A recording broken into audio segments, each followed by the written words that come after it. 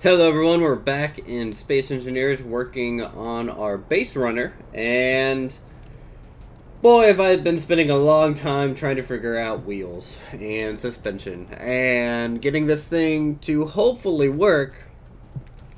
In theory it does, but in practice it's yet to be decided, as we kind of have to wait until all 6 wheels are done before this thing can even test drive. And it, even these front wheels are just hard to do. Doing a full suspension system is not the easiest thing in the world. I had to look up some guides, which I'll probably have to link down below if I get this thing fully working, just so I can credit his design. But essentially what it is you have a suspension here. What the heck is going on? You know, I kind of wish my turrets wouldn't try and shoot through the floor, but you know, here they are, doing their thing, really loudly. So we'll just go ahead and get rid of that dog. Alright, now to get rid of this dog. Great. Okay, we're safe. Anyways, it all pivots off of this thing, and this thing here is a wheel suspension minus the wheel.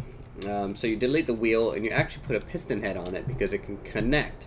And then you have to do a vertical stabilizing piston kind of function to make it rigid. You have to make a rigid solid piece here, and so that's what these two beams are doing.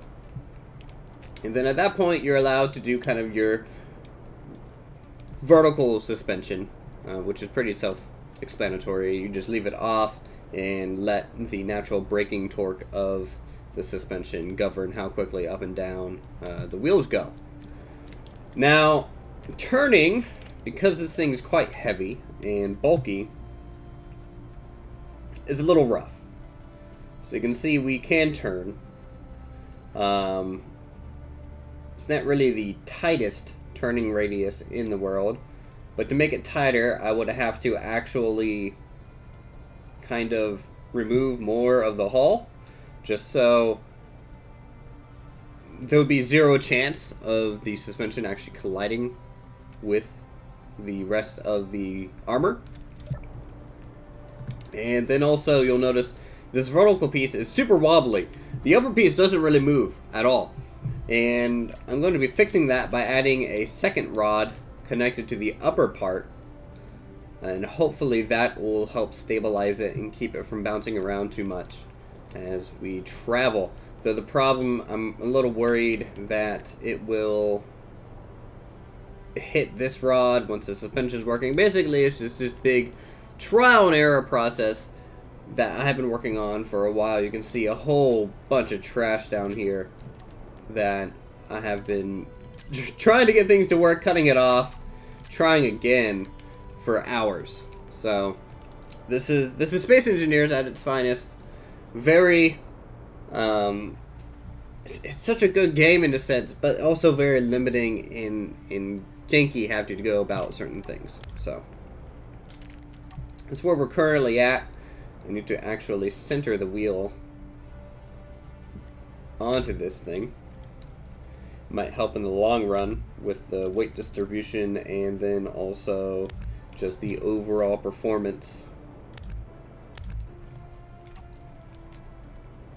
And I'm gonna have to change the shape of this just so we can get a little bit more clearance from the wheels, because I want the wheels to sit about here when we're rolling. You know, it needs to have kind of a nice 60-degree angle slope there. I'm gonna check the support, because lately my turrets have been cutting this thing off, and that's no good to do. Alright, so we're just gonna hop into a speed build for the next 5 minutes or so as I work on this. As you can see, I've also kind of lightly put in some effort on the back 2/3, and that'll be coming relatively soon. The back suspension will be much more straightforward. This, because the front 2 wheels have to turn, adds this extra piece. So here we go.